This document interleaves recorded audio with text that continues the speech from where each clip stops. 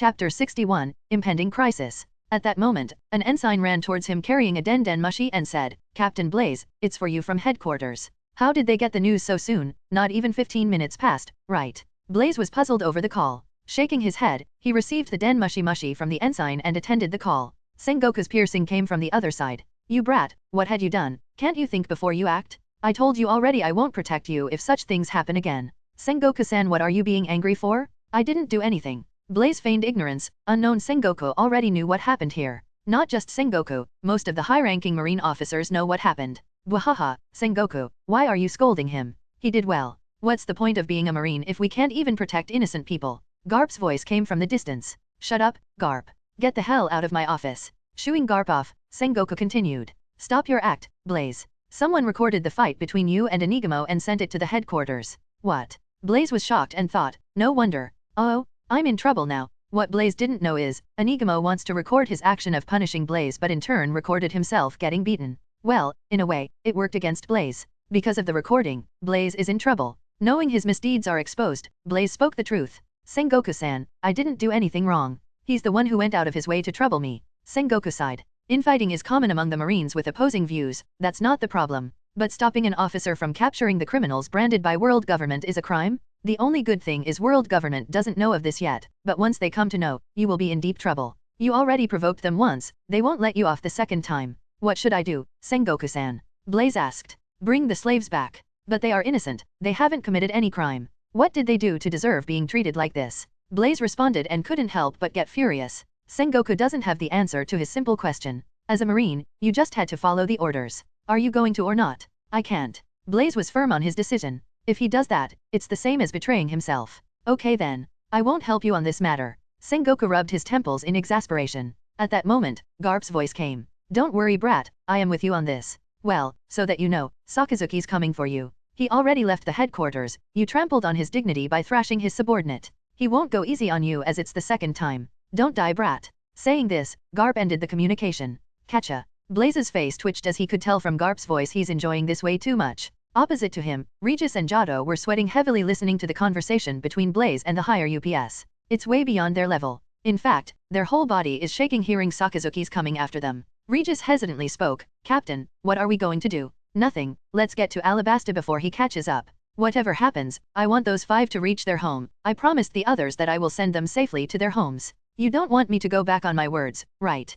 Blaze asked. For the first time, Regis and Jado sensed Blaze is serious. They responded in a sober tone. "Yes, sir." "Good." Blaze knew he's weaker than Sakazuki. With his present strength, fighting against him is nothing but suicide. It doesn't mean he's afraid. If the situation demands it, he will fight even if it means death. That's the type of person Blaze is. But he's not planning on fighting him. As soon as he drops those 5 people in Alabasta, he will be free without any worries. Then, he can escape from Sakazuki's pursuit and doesn't need to fight him head-on. Sakazuki is a vice admiral carrying an important position, he can't waste days pursuing him. After 1 or 2 days of furious chasing, he will leave. He needs to be extra careful in that time frame. Once he crosses this period, there won't be any trouble from Sakazuki. But it won't be easy. He knew Sakazuki very well. He may seem like an angry guy with a stern face, but he's an extremist who's also cunning and highly manipulative. If he let his guard before him, he won't survive much longer. Knowing the predicament he is in, Blaze pondered for a moment and opened his status panel. The only thing that can save him at the critical moment is his personal strength. Name, Blaze Hunt. Occupation, Marine. Constitution, 36.1. Devil Fruit Potential, 33.4. Haki, none. Items in storage, none. Free attribute point, 4.0. He has a 4 free attribute points. He can increase his Constitution attribute to 40 for better strength, while increasing his Devil Fruit potential won't change anything major. Even so, he's not in a hurry. After all, he can raise them anytime he wants. Saving it for the critical moment is for the best. Depressing mood surrounded the entire unit, as most of them know the type of trouble their unit is in. They believe Blaze, even so, they still couldn't calm down. In truth, Sakazuki's fame across the Marines can't be said in words. He's the most feared one among the Marines and at the same time respected because of his strength and fearsome reputation. The ship coursed the sea towards Alabasta. Blaze stood on the deck, gazing at the far-stretching sea while deep in thoughts. If only I can learn Haki without anyone's guidance. But Blaze knew it's impossible. Haki is related to one's spiritual energy, which can only be developed slowly. It's not something that can be learned overnight. Chapter 62, Eri and Sia. Evening. It's an unlucky day for Blaze. Just after few hours of sailing, their ship met a huge storm and was forced to steer away from the original course. Thanks to that, their journey to Alabasta is going to be delayed by another few hours. Considering the situation, it seems like the clash between him and Sakazuki is inevitable. Few hours is more than enough for Sakazuki's ship to shorten the distance between them. Unlike their standard ship, the latter's ship is Battle Class 1. Is it predestined? Blaze thought. Blaze is confident in his strength. He doesn't have to fear Sakazuki's magma ability, but when it comes to Haki he's helpless. Though Sakazuki may not be as strong as he was seen in the original timeline, he's undeniably a formidable opponent to face. Headquarters. Sengoku rubbed his temples in frustration, ending his call. He knew Blaze did nothing wrong, but it's a problem when he fails to listen to orders. Are you really not going to do anything? Garp asked, sitting opposite Sengoku. What can I do? I already told him, he's on his own. Sengoku uttered. Sakazuki won't hesitate to kill Blaze. Both of them are persons with extreme opposite views and unyielding personalities. They won't stop until one of them dies. Blaze will die if we don't do anything. I am planning on sending Kuzan to the rescue. Garp spoke in a rather serious tone. If you send him, what will Blaze learn? Only when he realizes his mistakes, he will understand his wrongs. Furthermore, he needs to understand that he's not above everyone else. And if he doesn't change that attitude, he won't survive even if we look after him. Sengoku spoke his inner thoughts. Even though Blaze's actions always enraged Sengoku, he knew Blaze is strong with great potential to become an admiral in the future, so he won't let him die that easily. Garp nodded his head, understanding Sengoku's words. I will tell Kuzan to save him only at the crucial moment. Both of them are veterans with countless years of experience. They knew Blaze's personality and what needs to be done to correct them. Garp was like Blaze when he first joined the Marines, so he understands his actions better than anyone. Soon, Garp called Kuzan and explained the situation. The problem is Kuzan is in New World. It will take time for him to reach Alabasta. Aside from Kuzan, the only person who can stop Sakazuki is Kizura, but he's also not in the headquarters right now. The current admirals can stop him, but all of them are old-timers aside from Sengoku, and they won't go out of their way to save a kid. Let's hope Kuzan reaches in time. Around evening, Blaze could be seen training in the ship's deck. There wasn't any sort of nervousness or fear in his demeanor, unlike the other Marine soldiers in his unit. He understands their distress. Even so, worrying won't get them anywhere. Their only choice is to face the difficulty head-on and prevail. At that moment, two small silhouettes sneakily entered the deck where he was training. Blaze perceived them with heat sense. They are none other than the two kids who were among the 5 ordinary people. They were dressed in plain clothes and looked scrawny for their age. Both their appearance were a little similar. If Blaze is not wrong, they are twins. What are you two doing here? Blaze asked, turning around. His sudden turn stunned them, and fear apparent on their faces. Brave one among the two came forward while the timid one hid behind the other. Mr. Marine, we want to thank you for sending us home. The brave one unexpectedly thanked in a sweet voice. Laughing a little, Blaze spoke, no need. As a Marine, it's my duty to protect the common people like you all. Squatting down, he asked them, what's your name? I am Eri, and this is my little brother Sia. The brave one named Eri cutely responded. Oh, Blaze was surprised a little, recognizing the brave one is a girl while the timid one is her brother.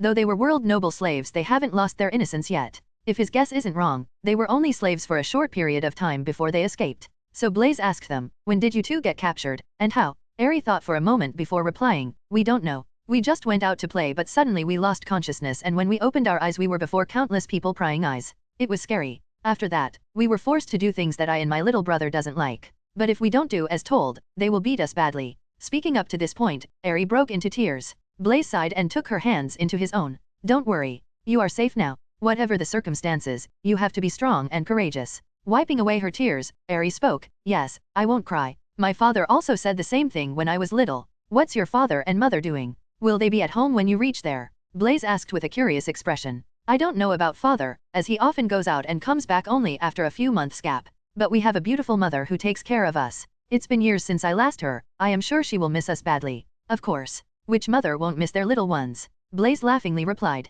Don't know why. He finds the two kids adorable. Do you remember where's your home at? Yes. We stayed in a beautiful town named Nanohana. I have a lot of friends there. Nanohana. Blaze knew very well about this port town. It is the principal entrance to Alabasta, making it a popular target for pirate attacks. No wonder, these two were captured by the slave traders. Chapter 63, Clash. Around nightfall, Blaze and his unit reached the proximity of Alabasta Kingdom. But, a huge crisis followed them. Don't know when Sakazuki's ship caught upon them. If not for the storm, they may have dropped the 5 world noble slaves and escaped from Sakazuki's pursuit. But now, even if they want to, they can't outrun Sakazuki's battleship. They are cornered with no escape route. Sakazuki stood on the ship deck, smoking a cigar while his marine coat fluttered by the sea breeze. Wearing a standard marine cap, having a grim disposition, he resembled a typical villain. Staring at Blaze, he commanded the soldiers on his ship.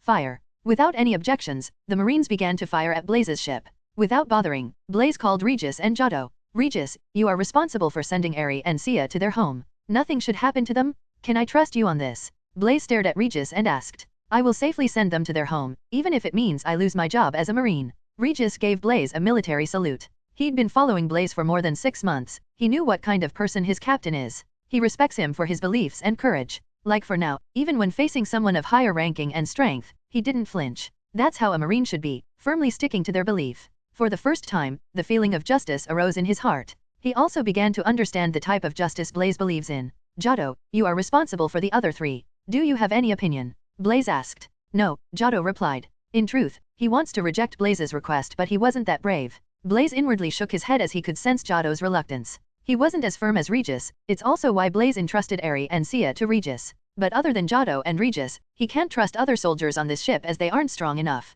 He glanced at Eri and Sia. He made a promise to send them home safely, but in this situation, he can only entrust them to Regis. Mr. Marine, Eri called, gazing at Blaze. The tense atmosphere scared them a little. Don't worry. He will take you both home, safely. Blaze ruffled her hair and turned around. Walking towards the ship's back, he said. I will distract them. Captain Blaze, I hope you emerge as a victor. Regis shouted, clenching his fist. Go. Blaze waved his hand. Sakazuki's ship began to fire the cannon but none of them hit his ship as they are out of range. They wanted to deter his unit and win without a fight. Any Marine unit would be frightened facing the pressure of a battle-class ship and Vice Admiral rank officer. It's also why Blaze decided to face them, alone. He didn't want to implicate the soldiers in his unit as he knew Sakazuki is the type of person who won't show any compassion and will be heartless even if they are Marines. During the Summit War, Akainu killed any Marines who contradict his beliefs, as he even executed a soldier for leaving his post in fear. If not for Shanks, Kobe would have also lost his life too. Blaze jumped from the ship and stood in midair while his ship proceeded to sail ahead.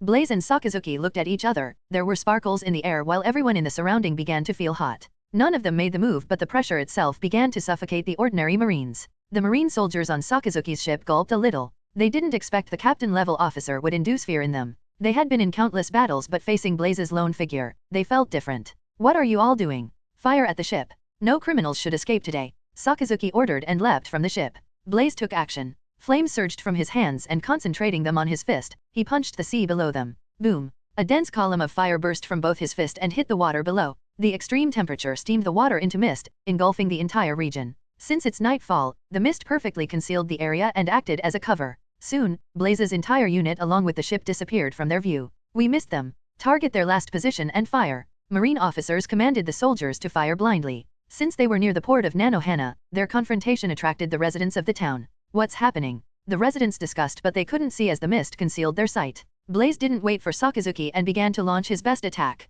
As he knew wasting and stalling time isn't going to do any good. Flames erupted from his body and swirled around him in overpowering momentum. The heat is so intense, the Marines present on Sakazuki's ship began to perspire heavily. Even Sakazuki creased his brows as he was surprised by Blaze's strength. He could tell the temperature of the flames is close to his magma ability. The flames around Blaze massed around a single point and began to take shape. A flame bird materialized. It was as tall as a 6-foot human with a huge wingspan. The flame bird was a fiery red with golden fumes around its edges. It doesn't look like a scary existence but more like a noble creature. This is. The Marines on board were awestruck by Blaze's ability. Not just them, the onlooking residents were also stunned by the sudden appearance of a huge flame bird. Though mist shrouded their vision, it was hard to miss the fiery thing fluttering in the sky. Sakazuki. With a huge roar, Blaze commanded the fiery bird to attack Sakazuki who stood before his ship. The flame bird flew towards Sakazuki and breathed a huge blast. The flames rushed forward rapidly carrying intense force and extreme heat. Facing the attack, the Marines behind Sakazuki were scared witless as if their end is coming.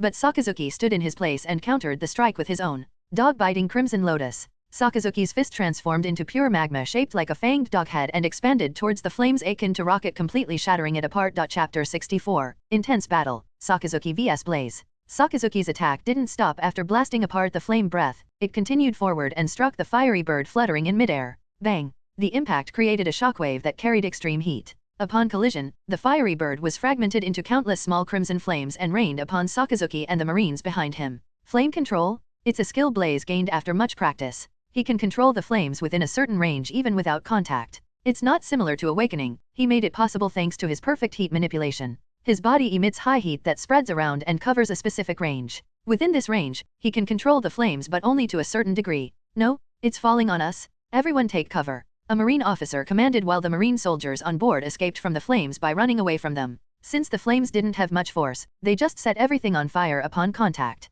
Without bothering about the Marines behind him, Sakazuki rushed towards Blaze and punched. His magma-turned fist blasted towards him in full force. Blaze countered the strike with his own, by punching a dense column of fire. The flames turned into the shape of fist and smashed against Sakazuki's magma fist. Boom! The collision triggered a huge explosion and inflated a heat shockwave that expanded in all directions. The heat engulfed everything within 500 meters and turned into a volcanic region. Even the residents of Nanohana town some distance away from the battle felt the scorching temperature. It didn't stop Blaze and Sakazuki from engaging against one another, they continued to struggle. Sakazuki exploded another wave of magma into his fist while Blaze did the same. AHH. Roaring atop of his lungs, Blaze raised the flame temperature and forced the flames into his fist as fast as he could. A single confrontation is enough to gauge Sakazuki's magma ability. The temperature of his magma is much intense than his flames, but it's not enough to punch a hole in his attack as he did to Ace. Soon, Blaze's fist knocked the magma away. It doesn't mean Blaze is as strong as Sakazuki, as he knows the latter didn't coat his attack with haki. If he did, Blaze would have lost his advantage. Moreover, his flames are slightly weaker than Sakazuki's. It didn't discourage Blaze as he knows the temperature of his flames will increase once his Devil Fruit potential attribute crosses the 40 bar limit. In truth, Sakazuki was shocked by Blaze's Devil Fruit power. He thought his magma will triumph over Blaze's flame, but it failed. Meaning, Blaze's flame is as strong as his magma. What he didn't know is, Blaze's flame is not as strong as his magma, but he had superior control over his heat manipulation. Your Devil Fruit has potential and you improve quickly, but today's the last day of life, Sakazuki arrogantly claimed and rushed forward. Sakazuki was fast. Swoosh! In the blink of an eye, he crossed the gap between them and arrived before him while his face and arms dripped with magma. Daifunka, Great Eruption. Sakazuki's signature skill. His pure magma fist punched him, though Blaze blocked the attack with both his hands, the magma blasted him away. The magma ability didn't hurt him in any way, but the force behind the strike hurt him. Wiping away the blood trail from the corner of his lips, Blaze stared at Sakazuki. Even without using haki, he's powerful. The difference between them is great. He can fight with brute force, but against Logia fruit it's of no use.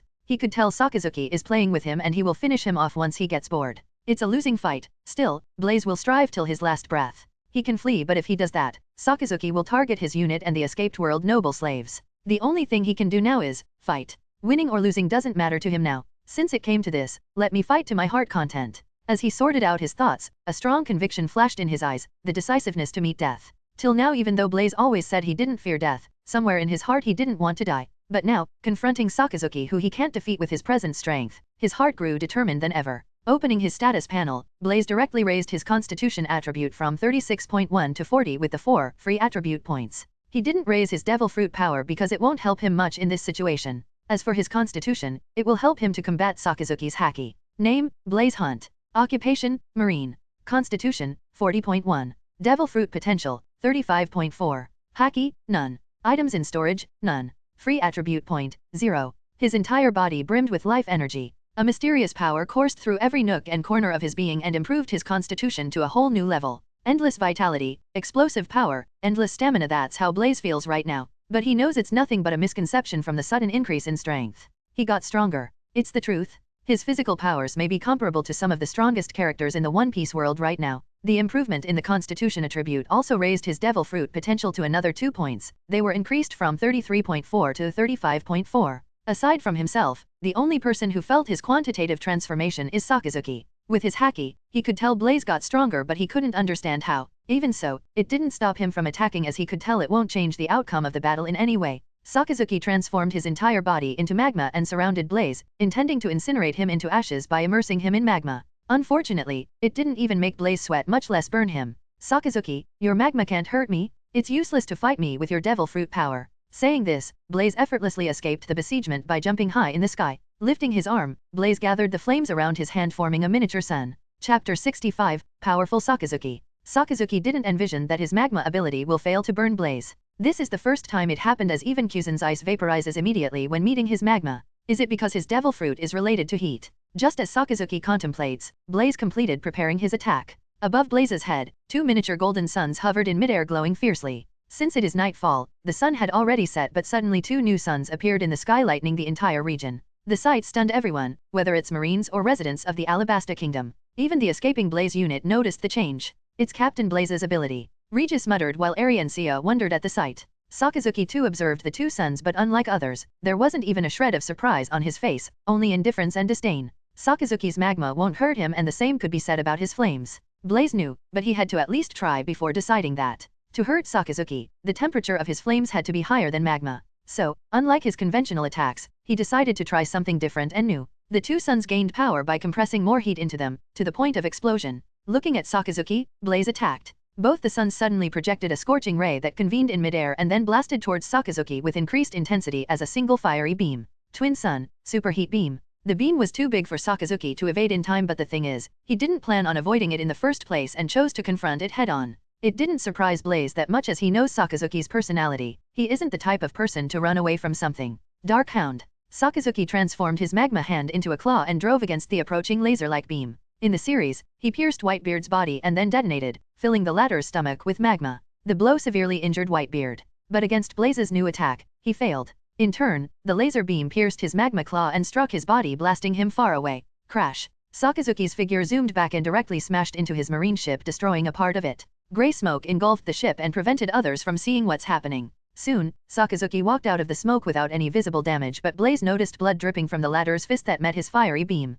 It worked. Blaze was shocked a little. He knew it's because Sakazuki didn't coat his arms with haki. Nonetheless, it's great progress. Glancing at his injured arm, Sakazuki frowned. Though it's just a scratch, the attack caught him completely off guard. It's time to send you to hell. Saying this, Sakazuki flew towards Blaze while his part of his body transformed into magma. He coated his arms with haki and punched at Blaze's face. Tekai hardening his muscles, Blaze blocked the attack by crossing his arms, but the impact knocked him backward. His right arm was bruised and dripped with blood. If he hadn't raised his constitution attribute to 40, the haki-powered strike would have completely crippled his arm. He escaped the strike with a slight injury, but how many more minutes he can withstand Sakazuki's attacks? Blaze doesn't know. His mastery over Tekai is still shallow, he couldn't bring out its true strength. Though Tekai skill had its limit, he can counterbalance it over with his Senju constitution that grants abnormal physical strength and vitality. Sakazuki didn't wait, he rushed at Blaze and attack. Raising his hands, he fired off a great number of magma fists, coating it with haki. As Blaze was in close range, he couldn't dodge all the rapid projectile-like attacks.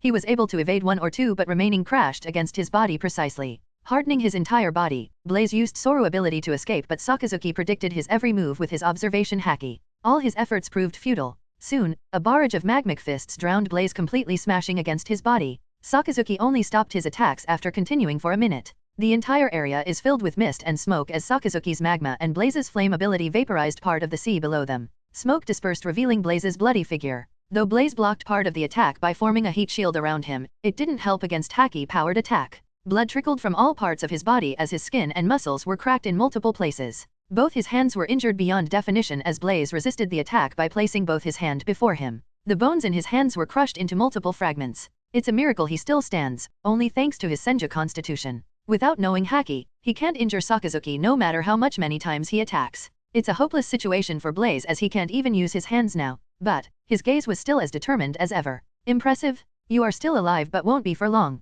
You would have been a wonderful marine if not for your ridiculous justice. Saying this, Sakazuki decided to finish Blaze off with his signature skill, Great Eruption. His right arm transformed into a pure, giant magma fist before expanding towards him like a speeding rocket. Even in the face of death, Blaze neither showed fear or panic in his face but absolute calmness and decisiveness to counterattack. So what if I can't use my fist? Blaze flared his right leg and kicked at the incoming giant magma fist. A dense column of flames erupted from his leg and confronted Sakazuki's attack. Both the strikes clashed in midair, sending a heat shockwave that spread in all directions. Whether it's marines or residents of Alabasta, all of them felt the impact while heat waves burned their skins. Sakazuki's attack was imbued with haki while Blaze put everything in the strike attack.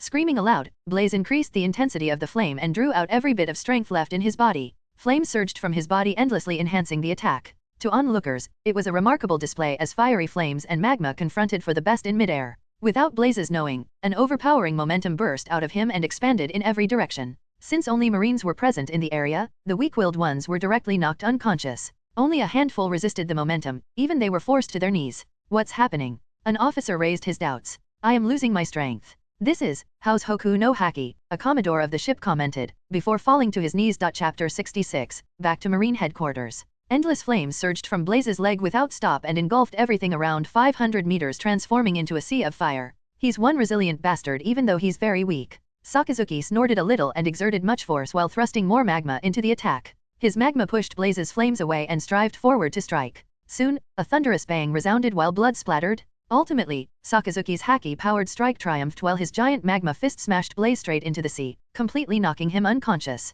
The attack tore his inner organs and crushed most of his bones. It won't be an exaggeration to say that he's on brink of death. Discerning Blaze still breathes with his observation haki, Sakazuki muttered, how's Hoku haki, you are similar to that garp.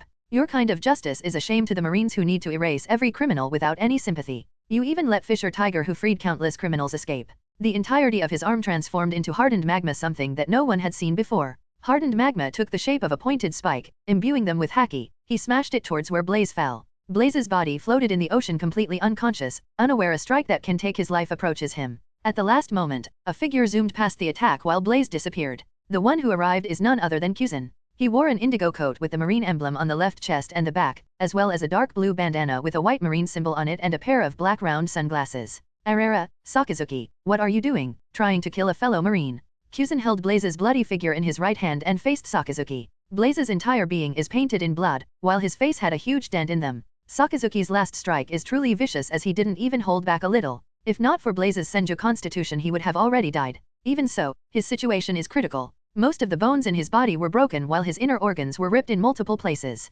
Kyuzen, don't intervene in my matters. He has to die today. His way of thinking is deemed as a threat to the world government. Hearing it, Kyuzen frowned.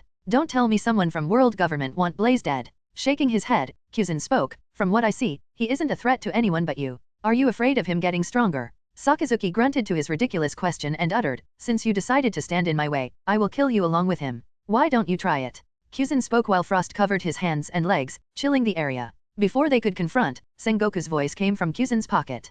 Kyuzen then took out a den mushi that resembles Sengoku. Enough? Sakazuki, you are trying to kill a fellow marine without any orders. Is this how a vice admiral acts? Get back to the headquarters. Sakazuki clenched his fist and gritted his teeth, but eventually, he turned around and walked away. He's just a vice admiral now, he can't act as he wishes. Only when he becomes an admiral, he has that power. Of course, characters like Garp and Tsuru are different. Kyuzen, you bring Blaze back and send him to the infirmary. Okay. Kyuzen ended the call and looked at barely breathing Blaze. Though he arrived only seconds before Sakazuki dealt his final blow, he was impressed by Blaze's actions. He was daring and courageous as he stood alone to face Sakazuki so that his unit and the world noble slaves can leave. Wasting no time, he carried Blaze and hurried towards headquarters, understanding the dire state he is in. Both Kyuzen and Sakazuki left. The entire sky was filled with smoke and heat, proof of the battle that happened here. The residents of the Nanohana town were the most perplexed ones as they didn't even know what happened, aside from the fact some people are fighting. The fight didn't last long since Blaze was too weak compared to Sakazuki.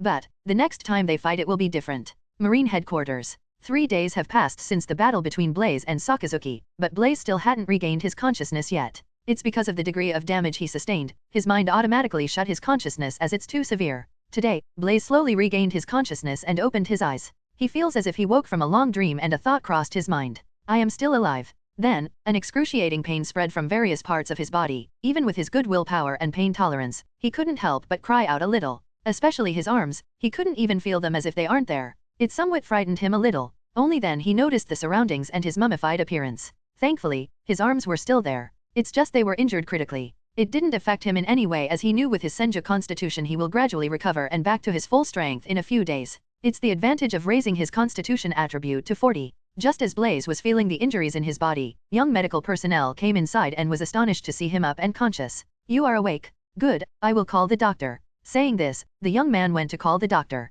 In a few minutes, Blaze saw Fishbonen entering the room decked in a white coat and carries a notepad. It's surprising that you regained consciousness considering the degree of wounds. How do you feel?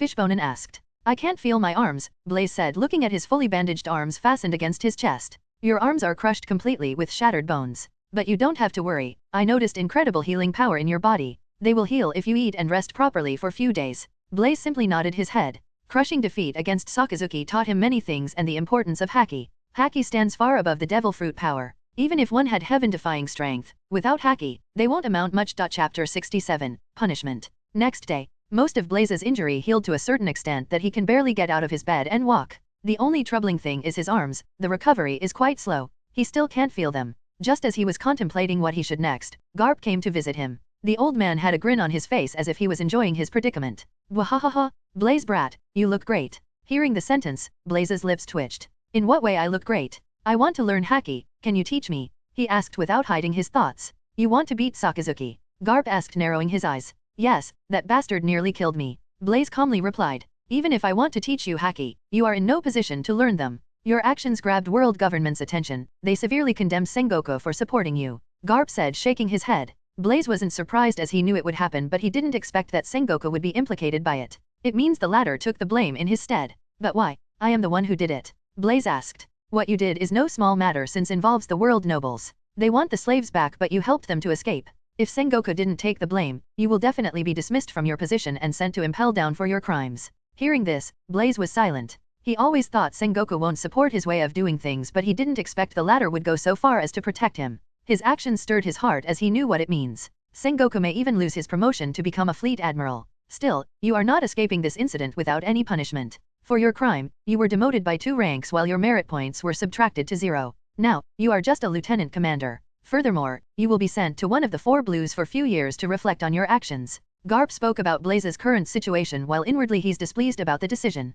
In his opinion, this kind of punishment is a little heavy since it's equivalent to cutting off Blaze's future path. By the time he comes back from the 4 blues, he had to start all over again and advance his way forward in the ranks. But no one can do anything since the punishment was decided by Fleet Admiral Kong after discussing with the world government. Blaze wasn't depressed by the punishment as Garp expected. To him, marine ranks, merit points are just a way to get stronger. Even without them he can become strong. Once he becomes strong, he can get them back in no time. After conversing with him for a few more minutes, Garp left the room. As for Blaze, he pondered for a minute and decided to learn Haki in his own way. Since none in the Marines plan on teaching him, he will find a way on his own. His first choice is to visit Old Man Magnus and ask him if the latter also rejects his request. He can only look for other ways. After Garp left, Regis came to visit him. He told him the escaped world noble salves they carried to the Alabasta Kingdom were recaptured by the Marines. It enraged Blaze, but Regis's next sentence somewhat calmed his heart. I safely sent Eri and Sia to their homes. After finding the Marines are searching for them, I helped them relocate to a different island.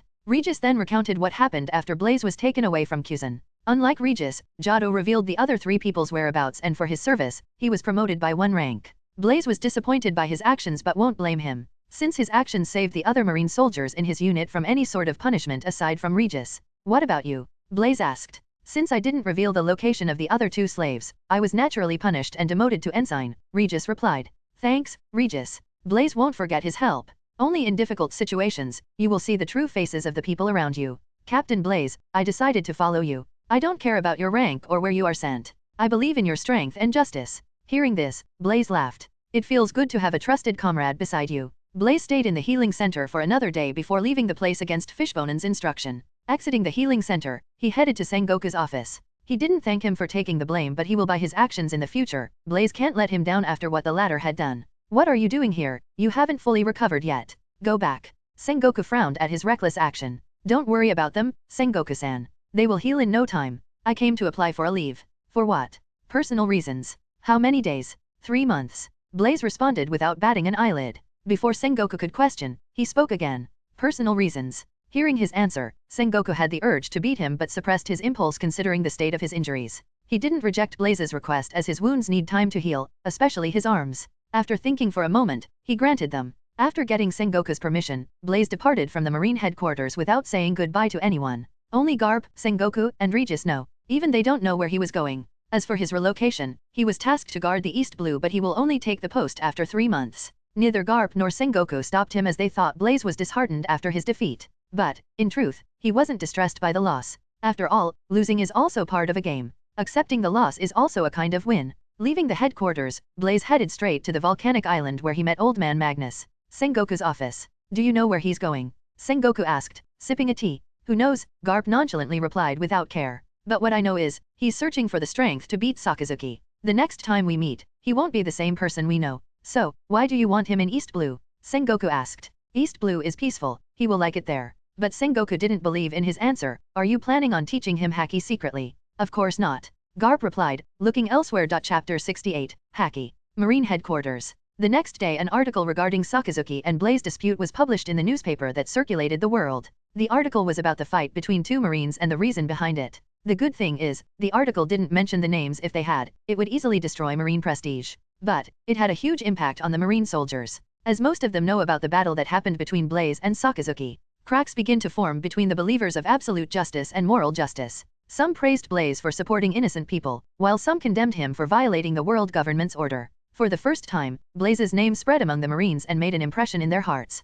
Furgo, Shizo, Jun, and other friends of Blaze's also learned about it. Still, the news didn't have a deep impact among the high-ranking officers of the Marines. To them, it's just a small matter that isn't even worth their attention. because the stage they are playing is much bigger compared to the first half of the Grand Line. As for Blaze, he reached the volcanic island the next day, where Black D. Magnus lives. The island looked the same, covered in grey smoke and unbearable heat. Without any hesitation, he made his way into the island. He soon reached the giant volcanic mountain located at the center and noticed the figure of Magnus. The old figure of Magnus could be seen barbecuing a huge fish that emits a mild fragrance. Without even looking back, he spoke, "Come, have a seat." Blaze walked and sat on the other side of the barbecue. Eyeing Blaze, Magnus commented, "You look pretty beaten up. What happened?" Without hiding anything, Blaze recounted the things and why he was in such a state. "Magma fruit? I have some impression of it. You were nearly killed and punished because you wanted to save the innocents." "Yes. So, you came here to learn Haki from me." Blaze nodded his head and said, "Without strength, I can't change anything.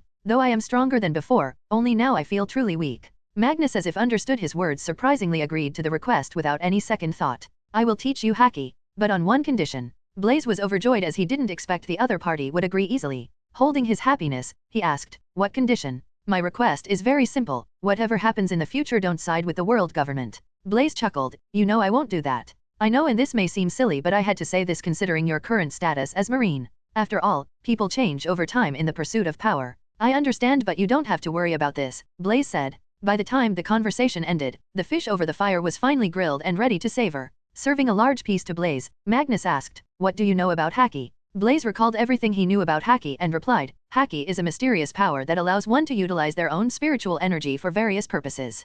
Perfect answer. Haki is nothing but a person's spiritual energy. "Tell me more," Magnus asked. "I know Haki originates from one's spirit and not their physical body. It is utilized in 3 different ways. Armament Haki represents one's fighting spirit. Observation Haki represents one's spiritual presence, and finally Conqueror's Haki defines one's willpower. It's all I know about Haki." "Good. You already have a good grasp of what is Haki, but that's what limits your imagination. For now, let's forget about different types of Haki and discuss the basic concept. You knew Haki is nothing but one's spiritual energy, but do you know how it comes? I would say strong belief or unyielding obsession. The greater your willpower, the stronger your Haki. It's also why all the Conqueror's Haki users are powerful than normal Haki users." Magnus explained while Blaze listened. He continued, "All living beings in the world are capable of controlling their spiritual energy, but most people fail to sense them. Do you know why?" Blaze thought for a moment and replied, "Because they don't have a firm mind or determination." "Wrong. Everyone is obsessed or stubborn over something in their life, which means they are qualified to learn Haki." Magnus. Then, Blaze was puzzled. "It's because of doubt, unbelief, and ignorance. Most of the common people consider themselves as ordinary and they don't even know about Haki. If they don't even know what is Haki, how will they control it? Of course, there are exceptions, as some awaken Haki without even knowing and some are born with it. What I am trying to say is, don't ever doubt yourself or your purpose. It's the strength of spiritual energy. Understand?" "Yes," Blaze nodded his head. "In your case, you already awakened your Conqueror's Haki, meaning, your spiritual energy is ready for use. It's just you don't know how to sense them." "How to feel them?" Blaze asked. "Sensing Haki is the hardest part. Most people fail at this stage, and I have seen people who had taken years just to sense their Haki. Spiritual energy is a mysterious power that's dormant in all beings, so to feel them, you need to believe in yourself." "Is this the only way?" Blaze asked. He knew Haki can also be practiced by intense training or by extreme shock. No, there are other ways to sense Haki: training, stimulating one's emotions, or fighting. But the conventional way is to sense Haki by oneself. By going this way, the sense of control over your Haki will be excellent and you will get a good idea of what is spiritual energy.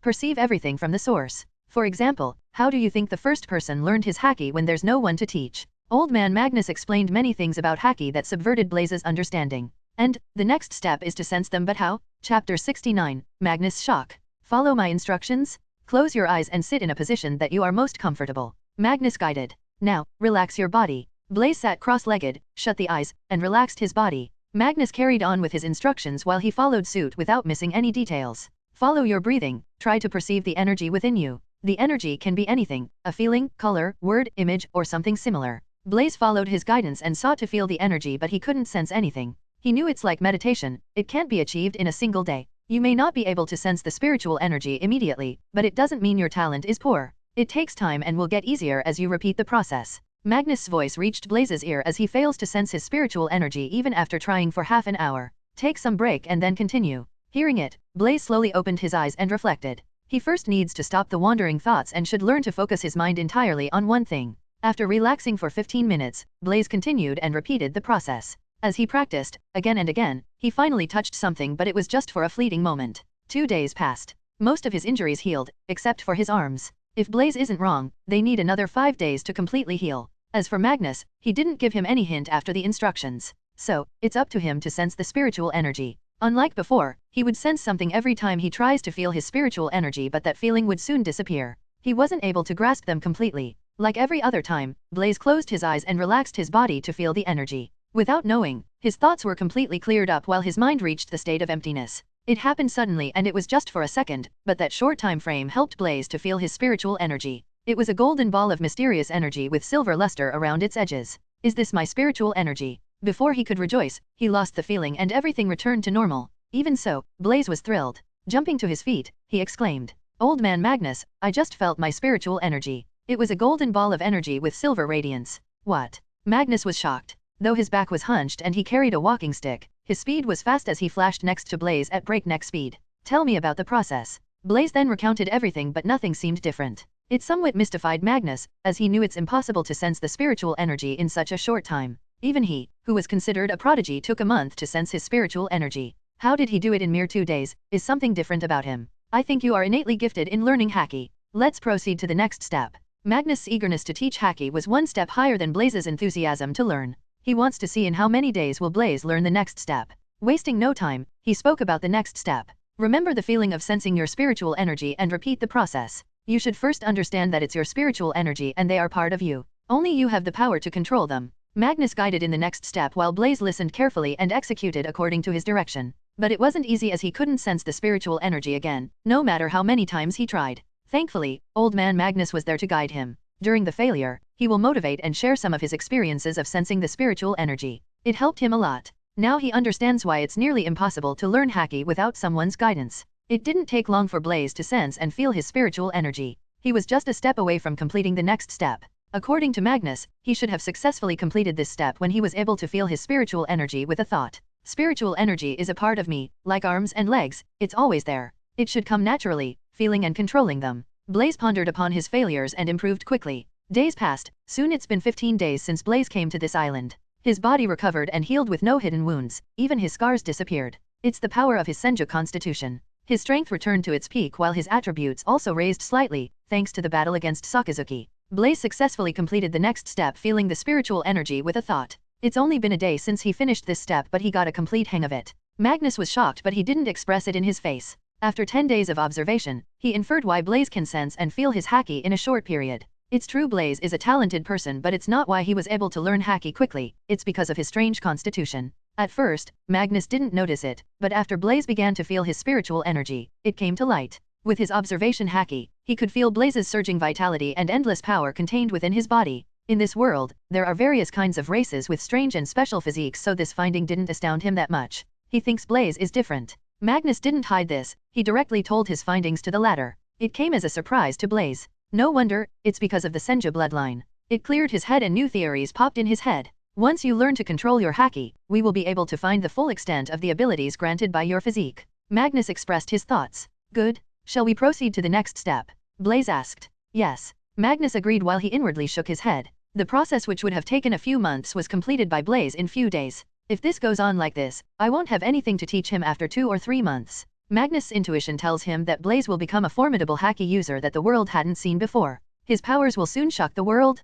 World government will have a hard time dealing with him once they became his enemy. It's going to be fun. Chapter 70, Haki Training. The hard part is over, which is feeling your Haki. The next step is simple, harnessing the power of Haki. You already know Haki is used in 3 different forms: fighting spirit, presence, and intimidation. Usually, people learn to feel their Haki by training in any one form of Haki, either armament or observation. It's also the reason why many people excel in one form of Haki. But, you are different. You already learned to feel your Haki. It's your advantage and it won't limit your imagination when you began to learn the other forms. Magnus explained. Blaze was puzzled as he couldn't understand what Magnus was trying to say. How is it different? Isn't it all the same? Noticing his confusion, Magnus smiled. Let me demonstrate in simple terms. Haki isn't all about coding your arms or observing your opponents, it's much more. Watch me. Saying this, he closed his eyes. Suddenly, Blaze sensed a mysterious power in the surrounding, brushing past him. He can't see it but can feel it. It's old man Magnus' Haki. The next second, the stones sprawled around him rocked a little and began to float.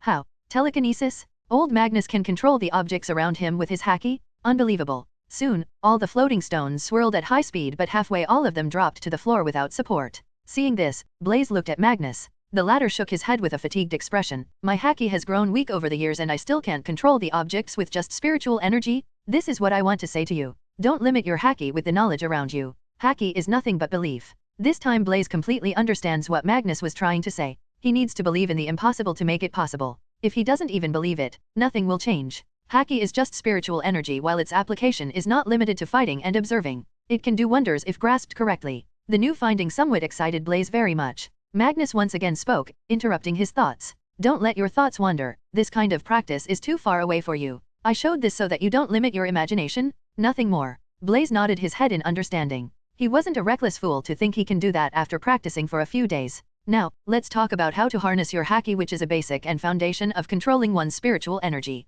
First, Busashoku armament haki, forming an invisible armor around yourself with your spiritual energy. It may seem simple, but armament haki is the most difficult of three forms. You need to consider many things since reckless use of armament haki drains your spiritual energy fast. Unlike observation and conqueror's haki, a person's spiritual energy is limited like stamina, it will eventually run out on continuous use. To deal with that, you need to understand the term haki reserve. Haki reserve is nothing but the amount of spiritual energy a person possesses. Usually, it's the same for every person at the start with a slight change, but there are some exceptions. Haki reserve can be improved by constant practice, battle, or even emotional changes. But mostly, it's by practice one can increase their haki reserve. I am speaking about this haki reserve concept because the amount of spiritual energy you possess is at least 3 times of a normal person. It's surprising. Is it because I got transmigrated and swallowed the previous owner's soul? Blaze thought. Magnus continued his explanation. Whatever the case may be, it's your advantage. Now, let's get back to the topic of armament haki. To coat your body with haki, you need to learn how to harness and channel your spiritual energy. It's the same concept as punch. When you punch, you channel your entire strength to your fist. Let's start. Try to touch your spiritual energy and let it flow. Blaze did as Magnus instructed. Time flew by. 1 month passed. After a month of rigorous training, he was finally able to harness and channel his spiritual energy. It didn't come easy, he worked hard for it. Blaze can coat his arms with haki, but it was imperfect and unstable. In this 1 month, Magnus also taught him other 2 forms of haki, observation and conqueror's haki. Under Magnus' supervision, Blaze coated his arms with haki and punched at the huge boulder in front of him. Just as his fist was about to strike the rock, his haki wore off. Magnus shook his head. Watch me. Saying this, he covered his arms with haki and showed Blaze. Did you notice anything? No. You are forcing and pressuring your spiritual energy too much, it should feel natural. You need further practice in harnessing and channeling your haki, Magnus suggested. Next, Blaze practiced his observation haki. The training method is similar. He closed his eyes and began to sense his surrounding with his spiritual energy. He wasn't at the stage where he can dodge the attacks while blindfolded. For that, he first needs to understand how to use his observation haki. After 2 hours of practice in observation haki, Magnus switched Blaze's training to conqueror's haki. To Blaze, it was the most relaxed training. Here, he doesn't have to control his haki but let them all erupt at once. For now, Magnus wants him to get used to his willpower. It was fun but also a little challenging. Days flew by, another 15 days passed. Blaze's control over haki improved every day. His terrifying growth even shocked Magnus, who had become numb by now. Blaze grasped the complete basics of armament and observation haki. He can now coat his arms with haki, but it's still stiff and needs further practice. Compared to that, his observation haki is stable. He can sense the things and movements around him even with his eyes closed. With the basics learned, he can now proceed to the next step, battle. Only during the battle his haki will develop. He knew it very well, and Magnus also said the same thing. The problem is, there's no opponent on this barren island. And, his 3-month vacation time limit is also getting near. In a month, he has to resume his duty as a marine. His situation is hopeless as there isn't any worthy opponent in the East Blue. Just as he was feeling low, a notification sounded in his mind. Chapter 71, Timely Reward. Task, Learn Haki Basics Kanbunshoko plus Busashoko. Time limit, 2 years. Status, completed. Reward, 10.0 Haki points plus 2.0 free attribute points. Viewing the notification, Blaze was beyond excited. The reward came at a perfect time just as he was feeling lost. Accepting the reward, he checked his status panel. Name, Blaze Hunt. Occupation, Marine. Constitution, 41.2. Devil Fruit Potential, 36.4. Haki, 15.3. Items in storage, none. Free attribute point, 2.0. As soon as he accepted the reward, there was a change in his spiritual level. His spiritual energy improved a little while some of his doubts regarding haki unraveled themselves. Amazing. Blaze clenched his fist, feeling his control over haki. The haki attribute point improves his haki control, reserve, and strengthens his spiritual energy. But, it won't help him in unlocking the techniques. For example, he can't see the future with his observation haki just by raising his haki points. He can only comprehend them by himself with training. Blaze then checked his attribute panel. His haki attribute had increased from 5.3 points to 15.3 points. Yes, before accepting the reward he had 5.3 haki points. The sudden reward of 10 haki points came at the right time. With this, he will have an easier time learning some advanced concepts of haki from Magnus. The next day, "How did you do it?" Magnus asked with a dazed look. He couldn't believe his eyes, seeing Blaze control his haki. His haki control improved by a notch in just one day? How is it possible? Magnus racked his brain but couldn't find the answer. He finally sighed. "I getting too old." Blaze didn't answer his question but simply scratched his head and looked clueless. Magnus didn't pry any further. "You said you can only stay here for another 15 days, right?" "Yes. It's not enough for you to learn all the techniques in such a short time, you can understand them and practice in the future. Let's start with armament haki. You already know how to coat your arms with haki but you don't understand them completely. For example, a good haki user would know how much haki he should apply to his arms. Like I already said, armament haki drains one's haki faster." Saying this, Magnus raised his arm and coated it with haki while his right fist turned dark gray. "Watch my fist carefully." Blaze with his observation haki noticed Magnus channeling more haki to his fist. His arms blackened further and soon turned dark purple. The next moment, purple arcs sparkled around his fist like lightning. What astonished Blaze is the amount of haki gathered around his arm, it was imposing. He was sure, just a blow from that fist will pulverize him to the ground. "I have a long way to go." Magnus didn't stop there. He began to teach him about various advanced applications of armament haki like emission and internal destruction.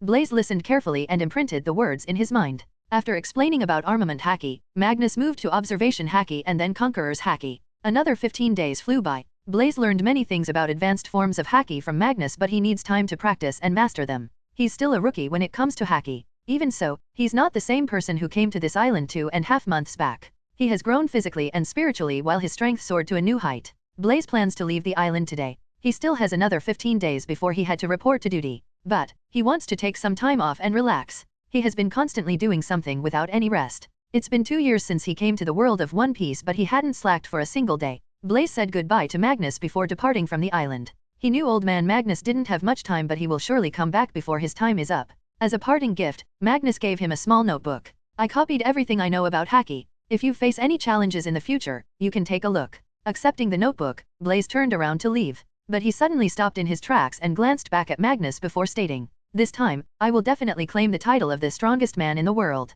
After that, I will come and visit you again." Saying this, Blaze leaped high in the air and soon vanished from Magnus' sight. Hearing his statement, Magnus just shook his head. He knew how hard his goal is, it won't be easy. Still, he believes Blaze can do it as he watched him create miracles with his own eyes. He always knew Blaze is no ordinary man. "I believe, we will meet again before my time runs out." After leaving, Blaze went to the nearest human-inhabited island and from there he boarded a merchant ship that sails towards the red line that separates East Blue and Grand Line. The journey was slow and relaxing as the ship stopped at the various islands before cruising towards the destination. It took him 10 days to reach the red line. From there, Blaze crossed the red line and reached Logetown, which is few kilometers away from the reverse mountain. How would Blaze miss the chance of visiting the town of beginning and end? After all, it's the hometown of Pirate King Roger and where he was executed. Furthermore, he was supposed to take charge from the Logetown Marine Base. Regis was also here in the town, waiting for him. Chapter 72, Logetown. The year is 1511, with only 15 days past. The sky was cloudless and blue with the warm sunlight shining down at the Logetown.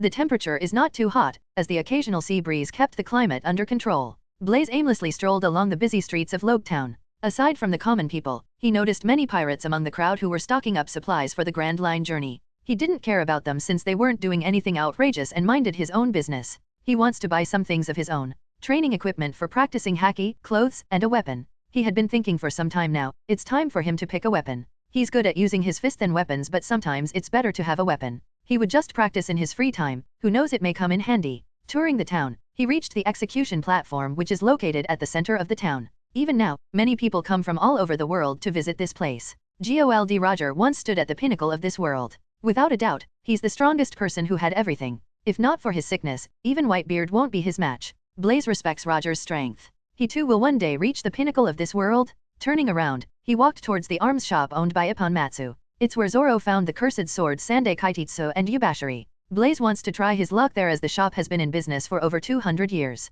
There may be a good weapon to his liking. It didn't take long for him to reach the arms shop. Unlike in the original timeline, the shop had a lot of pirate customers. He also noticed Ippon Matsu greeting everyone with a fake smile. Only after Smoker was put in charge of the marine base on this island, he barely had any customers. Shaking his head, Blaze entered the store. He used to have multiple pirate customers that were looking to enter the Grand Line.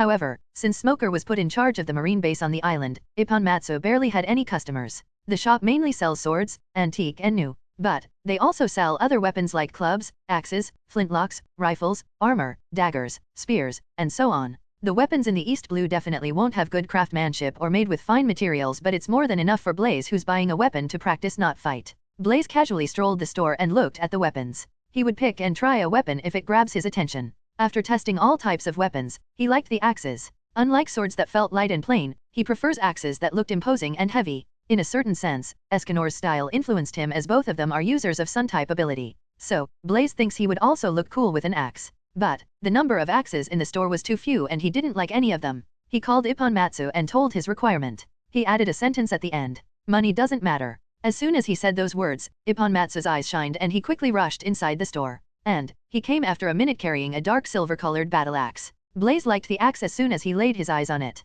It was a double-edged battle axe with a 3-foot-long metal arm while the hilt had a leather grip. Receiving the axe, he held it in his hand. It was heavy but holdable in one hand and had good length. It felt perfect. How much? 1 million berries. Blaze didn't waste time by bargaining. He directly placed 1 million berries in the latter's hand and walked out of the shop. Though he's not rich, he had around 1.5 million berries on him. To him who pursue the pinnacle of strength, money is worthless. If he lacks, he can exchange merit points for some berries. Right now, he has no merit points on his name, but it can be used to exchange. If he's not wrong, 1 merit point equals 1 million berries. As for Ipponmatsu, he stood stunned on the spot, clinging to the 1 million berries in his hand. He's rich? It would be wonderful if I have a lot of customers like him. Blaze then moved on to buy other necessary things. After getting all the stuff, he went to meet Regis near the port, as he plans to join back from today. According to Sengoku, he needs to report to the current marine captain of Loketown base before taking charge. Now, he's just a lieutenant commander. Still, he got certain privileges as he's from headquarters. Even the marine captain of the Loketown base won't dare to disrespect him.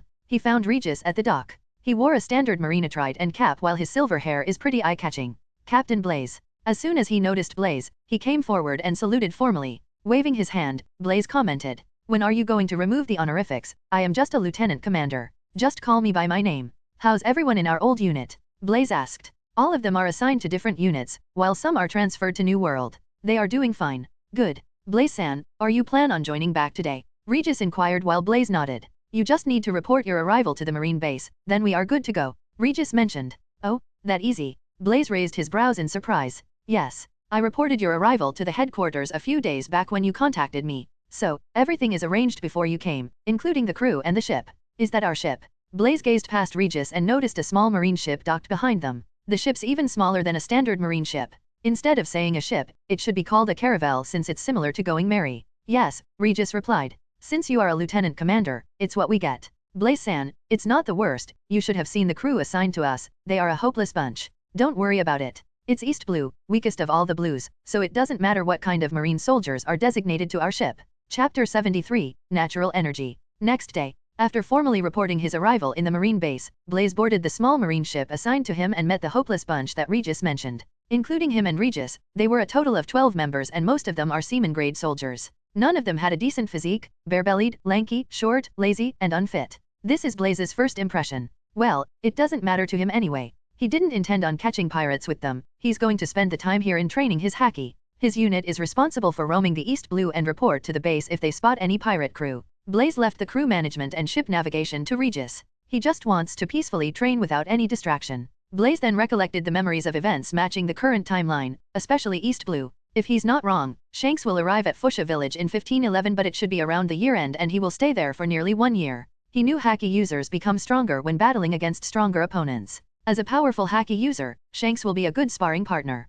But the problem is, Blaze didn't know how strong Shanks is. He needs to be mindful of this before approaching him. He has more than 8 months in his hands before Shanks arrives at the East Blue. It's up to Blaze to decide how much stronger he will become. If he works hard, he may stand a chance against the latter. Aside from Shanks, he remembers Kuna's death. When she died in the original series, it's one of the saddest moments. He won't let her die this time with him here. Kuna's death will happen at 1513, he still has time to prevent that from happening. Next, Blaze contemplated how to increase his strength faster. The simple way is by completing system tasks or by finishing some achievements. His taskbar only had 2 tasks at the moment. Task: completely master House Hoku no Haki. Time limit: 2 years. Status: half awakened. Reward: 5.0 Constitution plus 5.0 Devil Fruit Potential plus 5.0 Hacky Points plus 5.0 Free Attribute Points. Task 2, One Punch Man Workout. Description: do 2000 push UPS, 2000 sit UPS, 2000 squats, and a 30 km run daily for 750 days.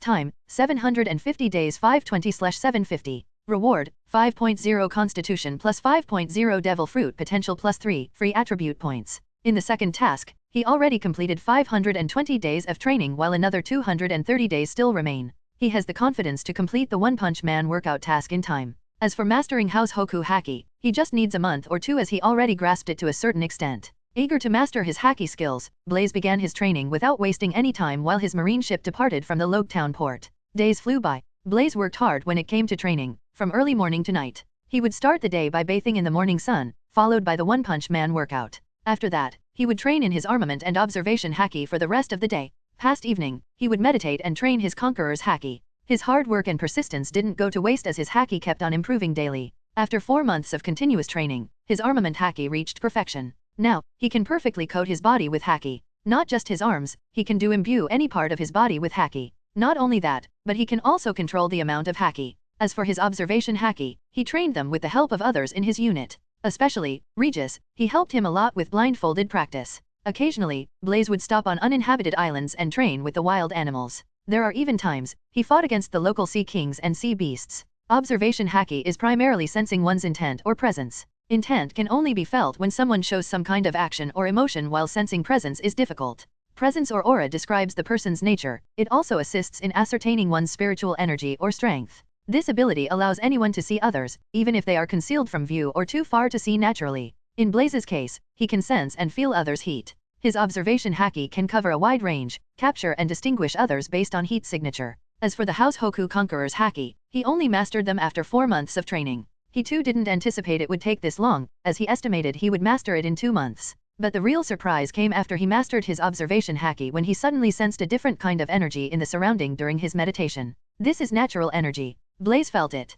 Is it because I have a Senju constitution? Natural energy is a form of energy that exists in the atmosphere, generated by the world itself. It's not just unique to Naruto world, it's just other worlds hadn't discovered or learned a way to utilize natural energy. As for Blaze, even if he wants to, he doesn't know the way to utilize the natural energy. Just as he was feeling unfortunate, there was a change around him. Without him doing anything, the natural energy in the surrounding flew towards him and entered his body. They followed his breathing pattern and Blaze too noticed it. When he inhales, the natural energy flows into his body along with the air and leaves when he exhales. Not even a strand of it remained in his body after the process. It mystified Blaze. After analyzing a few times, he found the natural energy just flows in and out of his body and it didn't bring him any benefit. No, there should be something. Blaze knew very well about natural energy, as it's a powerful energy source present in the world. After experimenting for another 2 days, he finally noticed a difference, and it's a big one, as even he couldn't believe his eyes. Chapter 74, Increase in Strength. The change stems from his spiritual energy. Every time the natural energy flows in and out of his body, they influence his spiritual energy and enhances his constitution a little.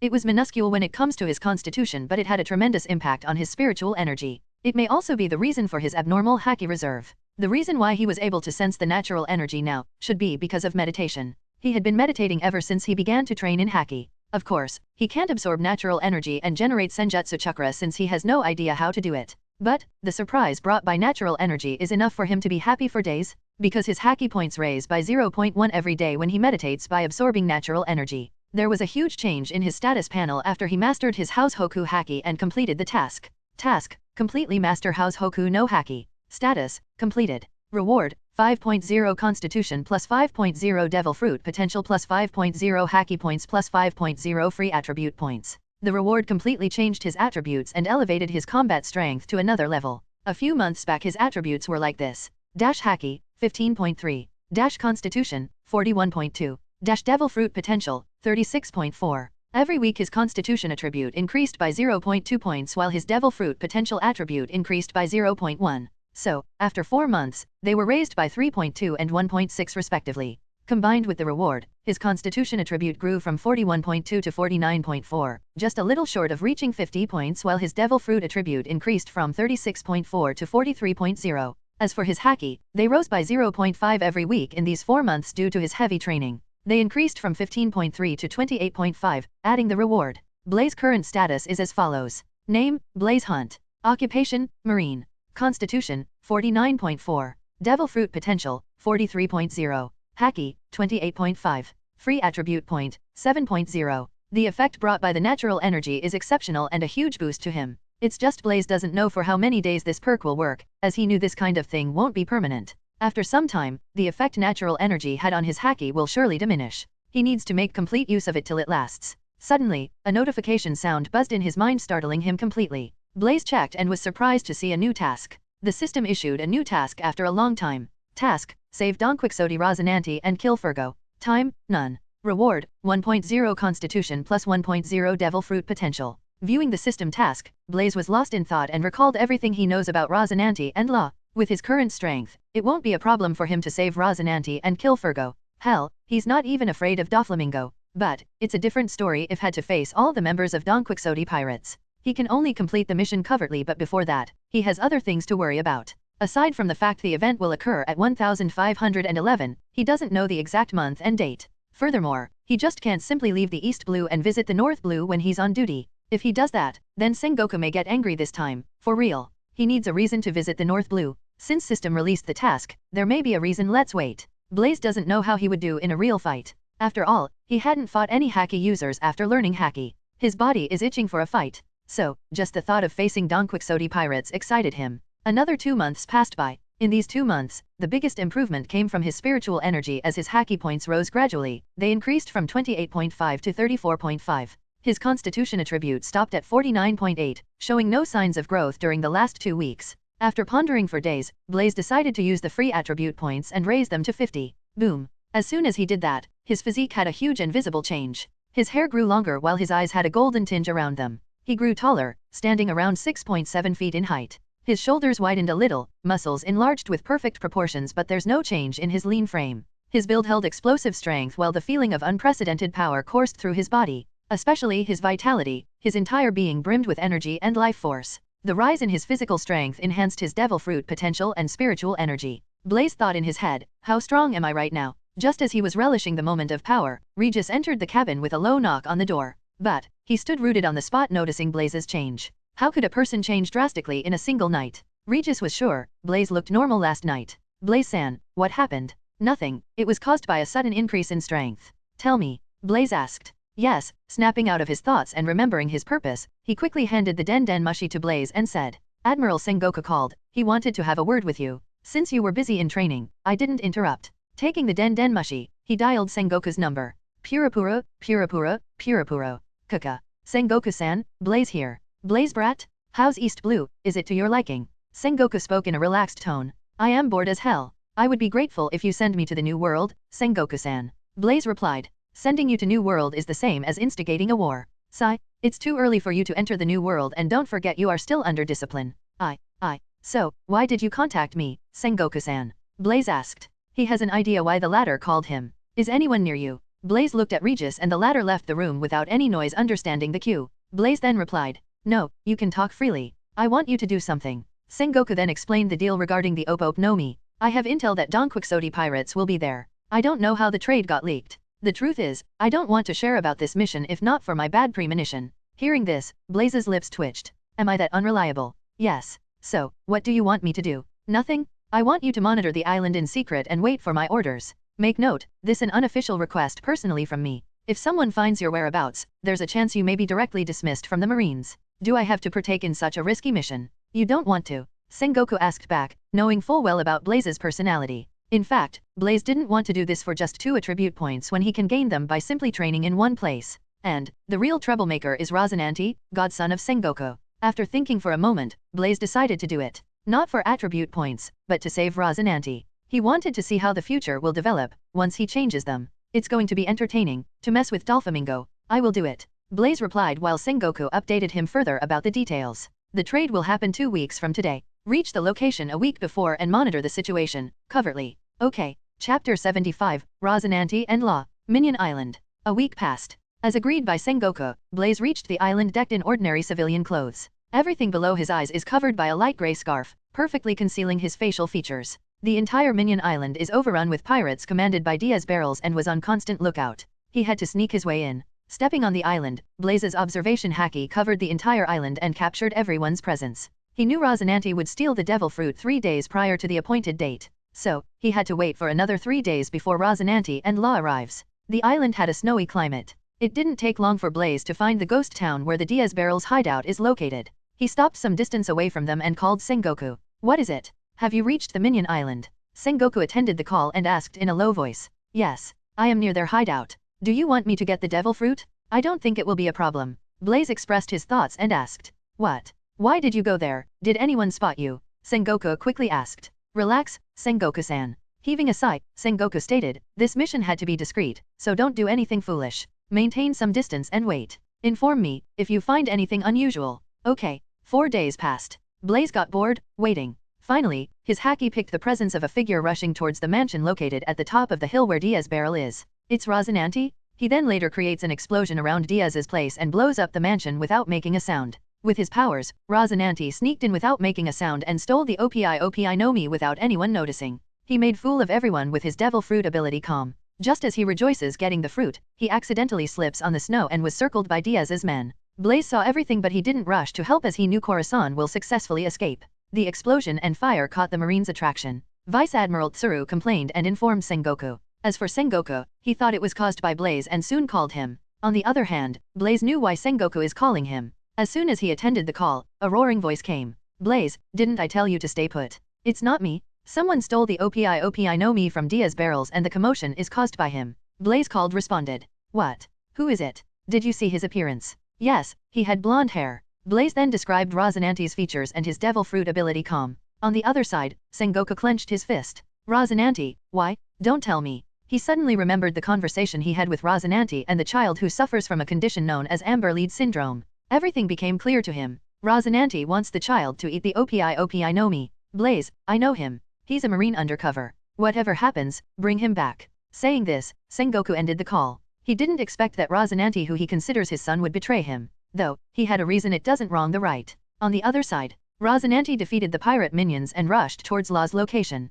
Blaze silently followed him. He didn't plan on seizing the OPI no Mi from the other party, as it will kill Law. He plans on intervening only after Fergo makes his appearance. Catching him red-handed will be fun. Rosinante force-fed the fruit to Law despite his protest. After that, Rosinante collapses face-first on the ground due to his injuries and assures Law that with the fruit he can cure himself. Under Rosinante's persuasion, Law with an intelligence letter in his hand left the area to deliver it to the Marines and ask for help.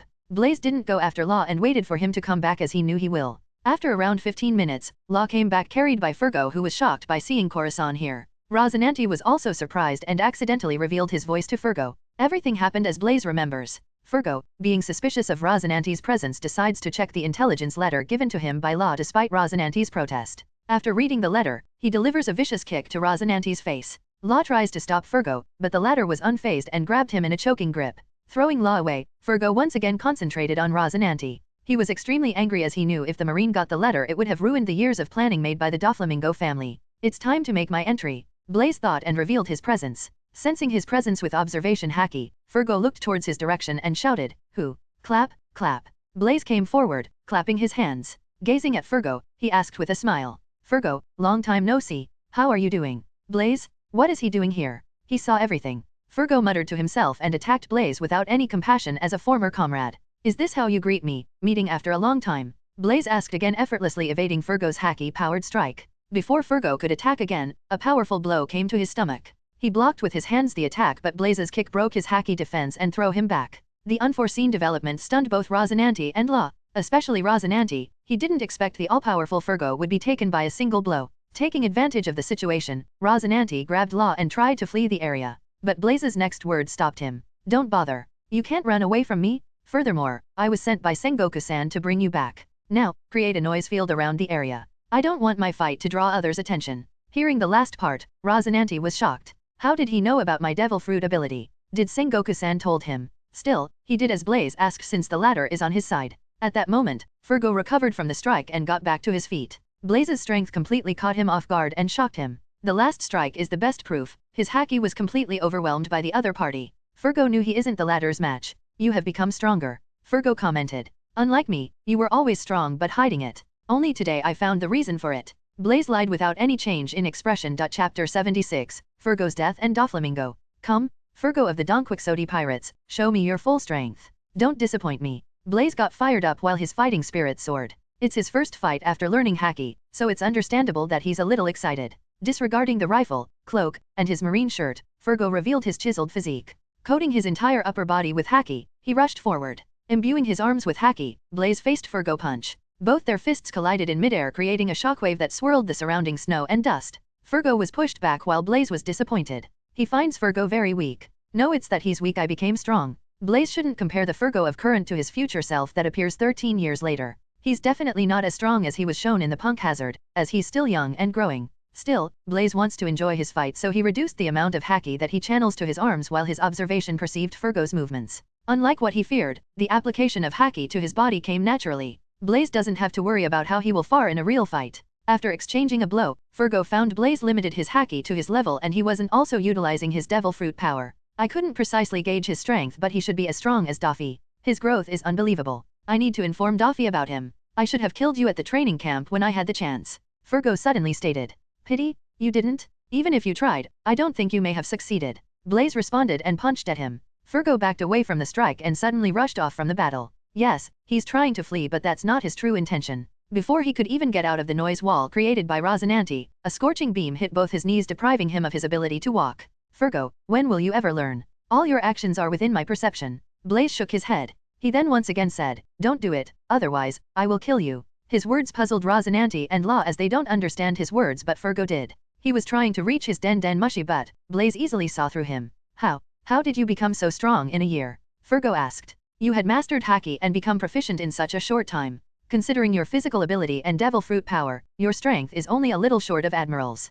Fergo, I didn't know you were a talkative person. Blaze chuckled, but suddenly his eyes glowed in red while his expression changed a little. Kicking Fergo away, he noticed the Den mushy in his place, but it was already connected to Doflamingo. When did he? Blaze was sure Fergo dropped the Den mushy when his beams hit his legs. He didn't dial any number at that time. And he was monitoring his every move as soon as he appeared here. Then how? Blaze mused and got the answer. It should be when I first kicked him and told Rosinante to create the noise field. So, Doflamingo was overhearing the entire time. Fergo, you bastard. Blaze picked the Den mushy from the ground and spoke, Moshi, Moshi. Rosinante and Law were tongue-tied beholding Blaze casually attending the call. Doflamingo's voice came from the other side of the receiver. Who are you? Where's Fergo? Daffy. Fergo struggled to rise to his feet. He's a Marine. Before he could finish his sentence, Blaze flashed next to Fergo and kicked at his throat with Haki. As he couldn't react in time, the kick directly crushed his windpipe. Your subordinate is an unruly one, why can't he be just silent? Blaze spoke in a helpless tone. Oi, what did you do to Fergo? Doflamingo shouted. If something happens to him. Wait. He's struggling to breathe since I crushed his windpipe. If you have any last words, say to him. Blaze spoke and placed the Den mushy next to Fergo. Fergo struggled for a moment and calmed down, accepting his fate. Impressive. Blaze praised Fergo's mental fortitude in his heart. Though he had crushed his windpipe, Fergo won't die easily. Even without breathing, he can stay alive for 15 to 30 minutes. Blaze doesn't have that luxury to wait. He needs to leave as Doflamingo already landed on Minion Island. Unlike in the original series, he doesn't know what happened here since Fergo hasn't informed Doflamingo anything yet. I am sorry, partner. Thank you for all your work. Go with peace of mind. Doflamingo expressed his heartfelt words to Fergo while the latter smiled a little. As soon as Doflamingo finished his speech, golden sword energy extended from Blaze's hand and with a slight wave of his hand, it decapitated Fergo. There wasn't any hesitation in his actions. Silence followed. Doflamingo also heard the slight slashing sound. He knew Fergo is dead. Doflamingo then spoke to Blaze. From the conversation that you two had earlier, you should be someone Fergo's familiar with, maybe from the same training camp. Fergo once told me about an interesting Marine recruit that he met in the training camp with impressive talents and strength. Fuff, that should be you, right? Blocking the receiver with his hand, Blaze whispered at Law. Did you hear Doflamingo's laughter? It was hair-raising. Did he just try to joke with me, in a time like this? Law was mystified and shocked by Blaze's nonchalance. Blaze then replied to Doflamingo. Yes. You don't have to guess my identity. If you had asked me, I would have told you. Listen carefully. My name's Blaze and I am Lieutenant Commander of the Marines from East Blue. Is it enough or you want me to spell my age, sex, height, and other things? Wait, you are in Minion Island, right? Let me send you a small gift before I leave. Kuka. With that, Blaze ended the call. Looking at dumbfounded Rosinante and Law, let's go. Don Quixote pirates had already landed on the Minion Island. They will be here any moment. Didn't you just pick a fight with Doflamingo? Why do you want to run now? Law asked in a perplexed voice. Blaze didn't answer his question. He picked Law, Rosinante, and ran away from the island center. He can indeed fight Doflamingo, but Sengoku warned him that he shouldn't reveal his identity. In fact, he's itching for a fight. But Today's not the day and he's not strong enough to face the Don Quixote pirates all by himself. But, it's highly inappropriate to leave without sending a little gift. Chapter 77, Dragon Drive? On the other side of the island. As soon as Doflamingo and his family landed on Minion Island, they were confronted by the pirates under 10 barrels. But all of them were killed by Don Quixote pirates. At that moment, Doflamingo had an unsightly expression. Treble, who's next to him, spoke at the moment. Furgo was killed? Doffy, he's not much weaker than us. The one who killed him should be on this island. If we act together, we can kill him, Diamante uttered. Doflamingo spoke, Marines were waiting for us on Swallow Island, someone ratted us out. Aside from everyone here, I only revealed my plan to Corazon. He's the mole? Rozinante was here. He should be with that Marine who killed Furgo. If he's here, then it means his aim is Op no Mi to cure Law's disease. Considering the earlier explosion, he already got it. What should we do? I'm going to create a birdcage. They couldn't have gone farther. Saying this, Doflamingo creates a birdcage that covers a large portion of the island, preventing anyone from escaping while controlling their every move. The Marines outside look in shock at Doflamingo's birdcage surrounding the town on Minion Island. With even greater shock, they see the pirates inside killing each other. On top of the hill, 10 barrels and his crew lay dead while Doflamingo stands in front of them, while the rest of the crew plunders the treasure outside as they search for Rozinante. Meanwhile, Baby 5 and Buffalo flew over the birdcage searching for traces of Blaze and Rozinante. At the same time, Rozinante and Law also witnessed the formation of the birdcage. Unfortunately for Doflamingo, Blaze had already left the range of birdcage. It should be Doflamingo's ability. Thank God, we already escaped, Rozinante commented.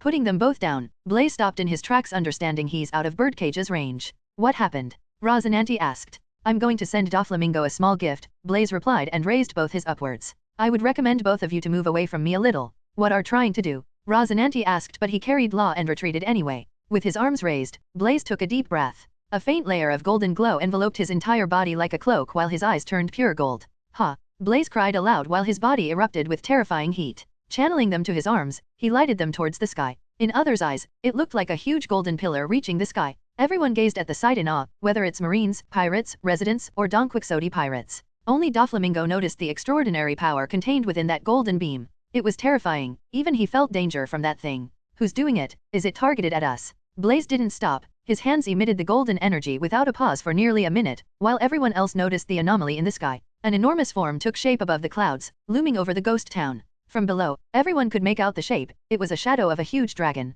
It terrified everyone on the island and the Marine present outside the birdcage. Even Vice Admiral Tsuru, who was stationed at the Swallow Island, could see the form clearly. That bastard Sengoku, what is he hiding from me? This level of power, she mutters, gaping at the golden dragon that exposed his head with the rest of its body still concealed by the clouds. Roar. With a huge roar, the golden dragon revealed itself, intimidating everyone present below. Meanwhile, Don Quixote pirates gathered outside the mansion atop the hill and looked at the golden dragon hovering directly above the birdcage. Why do I have the feeling that the golden dragon is gazing at us? Gladius muttered.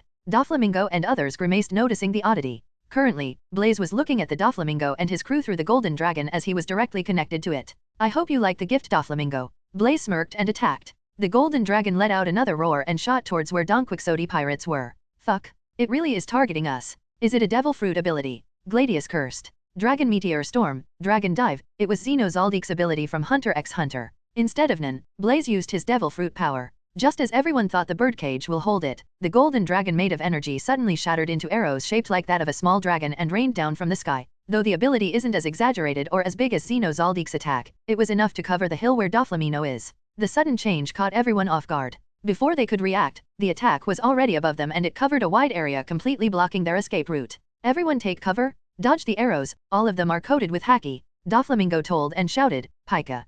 Pika used his stone ability and merged with the hill below him. Taking control, the entire hill below him trembled. He soon wrapped Doflamingo and others with stone. The Don Quixote pirates disappeared as the stone closed completely. Just a second later, all the arrows descended upon the hill. They pierced the mountain without any resistance and demolished the entire area. Boom. The impact affected the entire Minion Island as everyone could feel the tremor below their feet. Dust and snow towered the entire island, screening everyone from seeing what happened. After a minute, the dust settled, revealing the scene that made everyone dumbfounded. The entire hill was gone, only stones and debris remained to tell there was once mountain here. The attack completed destroyed and razed the place to the ground. As for whether the Don Quixote pirates survived the attack, it was a big question mark. The overwhelming attack is the result of Blaze's devil fruit attribute point crossing the 40 bar limit. On the other side, ending the attack, Blaze dusted his hands and muttered, that was satisfying, it helped me blew some stream off. Rozinante and Law were still looking at the missing hill where Rozinante stole Op no Mi from 10 barrels. They couldn't believe their eyes. A single attack destroyed the entire mountain? Is this it for Don Quixote pirates? Rosinante mumbled. Don't worry, your brother is still alive. Blaze walked forward and patted Rosinante's shoulder since Birdcage hadn't disappeared yet. In fact, none of the Don Quixote pirates died in the attack, except for Pica, who was heavily injured. Chapter 78, back to East Blue. A little away from Minion Island. The Marines on the lookout ship looked at the complete devastation, caused by the golden dragon that scattered into innumerable arrows and descended upon the ghost town hill. It was supposed to be the Diaz Barrel's hideout, but now it's no more. What are we supposed to report? Hearing the report, Vice Admiral Tsuru suspected the attack is targeted at Don Quixote pirates as they are the ones who were last seen at the attack spot. But who did it? She had no idea. And, the scale of the attack is too powerful. It only annoyed her further, as nothing is going according to plan. It seems like Doflamingo knew about our ambush beforehand. He directly went to Minion Island. Let's go there. Tsuru muttered and ordered her subordinate to steer the ship toward Minion Island. After pondering a moment, she called Sengoku and reported the entire incident. Who are you? You aren't an ordinary marine? Why, I haven't heard of you before. Rosinante gazed at Blaze in horror. This guy is not simple. You will, from now on, Blaze responded with a light chuckle. Shall we go? Sengoku-san told me to bring you personally. As soon as he asked, Rosinante kneeled without any hesitation and begged. You can take me, but please let Law leave. Once the world government gets hold of him, they won't hesitate to sacrifice him for greater power. He's still young. I don't want him to be restrained. You can take me. I will explain to Sengoku-san and accept whatever the punishment may be. Please, I beg you. Blaze looked at Rosinante and said, I will let him leave if you agree to my condition. What is it? I will accept anything. I want you in my unit, Blaze stated the condition. Rosinante's a knowledgeable person and his devil fruit is a rare one. Having him in his unit will help Blaze in the future. No problem. Rosinante agreed. Okay then, let's get out of here. Your injuries aren't serious but they need treatment, Blaze said, eyeing the latter's wounds. Rosinante then crouched in front of Law and spoke. Law, it's your chance. Go somewhere, far, far away. Nothing will bind you anymore, not the iron borders of the White City, nor your shortened lifespan. Nothing will restrict you anymore. You are now, truly free. Live your life. We will meet again in the future. No, Corazon. I don't want to. Didn't you say we will travel the world, just the two of us? Law cried. I lied. The truth is I am a marine. I can't abandon my duty. Rosinante smiled. I know, I hate you, Law thought in his heart. Blaze knew it won't end if he doesn't take the initiative, so he picked Rosinante by his collar and flew away from the island. Law tried to chase after him but he was left in the dust. Law, live well. Rosinante yelled and closed his eyes. If nothing goes wrong, Law will follow the original path. He will reach Swallow Island and would meet Beppo. On the other side of the island, Don Quixote pirates met the Vice Admiral Tsuru unit. They were already battered badly. It's their worst day ever since the Don Quixote pirates were formed. Even now, they don't know who attacked them. If not for the fact most of them are strong and had several devil fruit users, the attack could have exterminated them. Still, to defend them from Blaze's attack, Pico was injured heavily. 2 of the arrows pierced his body, one to his leg and another to his left shoulder. To their bad luck, just after they left the area they met Tsuru, the most dangerous enemy to face at the moment. Even so, they somehow escaped the island with injuries. All this ruckus caused Vice Admiral Tsuru to grunt. She failed in her mission to ambush and annihilate the Don Quixote pirates in one fell swoop. As Doflamingo's ship disappeared from her view, she called Sengoku and recounted everything that happened there. Nothing went as they planned. Hearing the report, Sengoku had a blank look on his face. He sank back into his chair, rubbing his hands down his face in frustration. The mission failure didn't affect him as much as Rosinante's betrayal. Sighing, he dialed Blaze's Den Mushi. After a few rings, Blaze answered. Hello. Did you attack the Doflamingo pirates? Sengoku asked. Yes. It looks like your strength improved further. What happened there? Blaze patiently explained everything, from Rosinante stealing the devil fruit, Fergo's espionage, Doflamingo's plan, and so on. As for Opop no Mi and Law, Rosinante said that he will explain to Sengoku himself. So, Blaze left the part to him. It's his responsibility after all. Is Rosinante there? Yes, Blaze replied. I want to have a word with him in private, Sengoku asked. Okay, I will leave the Den Mushi to him. Saying this, Blaze gave the dial and walked away. After 15 or so minutes, Rosinante came back resolving the matter with Sengoku. Blaze doesn't know what he said, but Sengoku let him off the hook. As for Blaze's request of placing Rosinante in his unit, he agreed. Blaze, be careful. Doflamingo will definitely come looking for you since you killed Fergo, one of his executives. Good. I am getting bored in East Blue. When will you learn? Doflamingo isn't your ordinary man. He has a lot of connections and influence in the new world. Sengoku lectured. Hi, don't worry, Sengoku-san. Blaze ended the call. After treating Rosinante's wounds on the nearby island, they returned to East Blue the next day. Chapter 79, Fuchsia Village. East Blue. The reward for saving Rosinante and killing Fergo directly improved his constitution and devil fruit attributes by 1. Blaze checked his status panel. Name, Blaze Hunt. Occupation, Marine. Constitution, 51.1. Devil Fruit Potential, 44.9. Haki, 35.0. Free Attribute Point, 6.8. He was satisfied with his attributes. Unlike anything, Blaze wants to raise his Haki points as he knew its importance better. It doesn't matter how powerful his devil fruit is if his Haki isn't strong enough, he would be easily overwhelmed by his opponent who has powerful Haki. Reaching his ship, Blaze introduced Rosinante to Regis and went to his cabin to freshen up and rest, as he hadn't slept properly for nearly a week. Next day, Blaze's marine ship was anchored near an uninhabited island. The island is a medium-sized one with dense forest and small mountains with a lot of wild animals. Blaze's powerful Haki kept the animals far away, none of them dared to approach anywhere near him. Right now, he's practicing the advanced form of armament Haki, emission, projecting the Haki burst from his body without a medium. This method allows the Haki user to damage or repel their target without making direct contact or using brute force. But, this method is a lot harder to master than he thought. It needs training and countless years of experience in using Haki. Thanks to the notes written by Old Man Magnus, he practiced without giving up even though he failed to master it.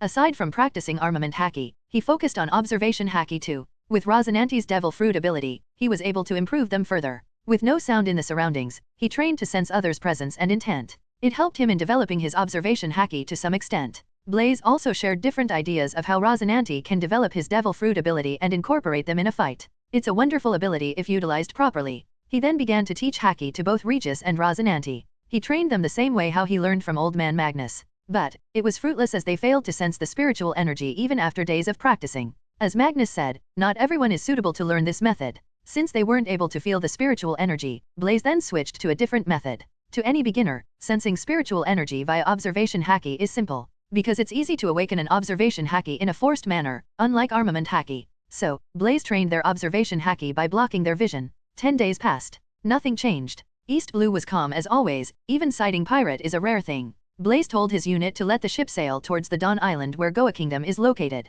It's around this time that Shanks comes to the Fuchsia village. And, Blaze also wants to see Luffy, the future pirate king of the sea. There's also Makino and the mayor of the village, Whoop Slap.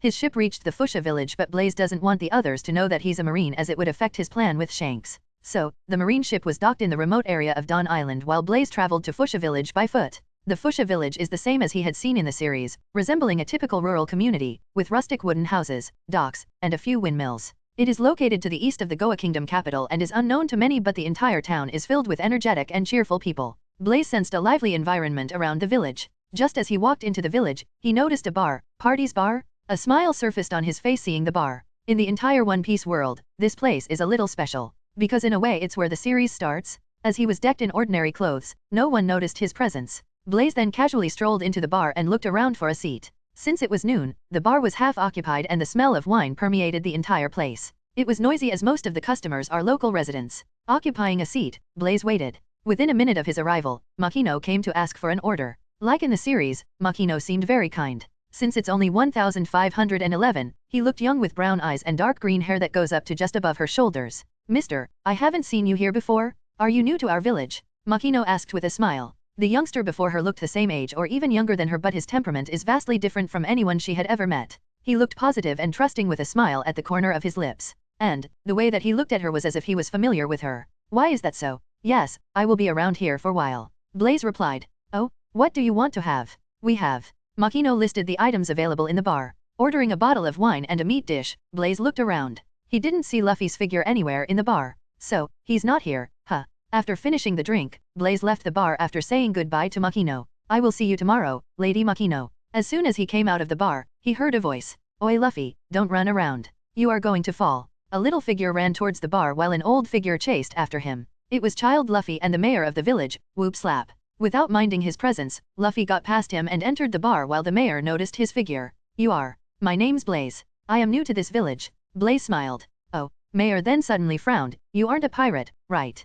As a mayor of the town, he needs to be wary of strangers. Even though Fuchsia village is a remote town, some pirates and bandits will come here occasionally. Haha, I am not a pirate. You can consider me as a bounty hunter. If you spot any pirates, just notify me, I will take care of them. See you, Mayor Whoop Slap. Blaze laughingly replied and walked away. Chapter 80, Red-Haired Shanks. A week passed since Blaze arrived at Fuchsia village. He stays in the village most of the time, but at night he would return to his marine ship to rest. In the daytime, his unit roams the sea around Dawn Island under his orders. He wants to know the next minute Shanks enters the territory of Dawn Island.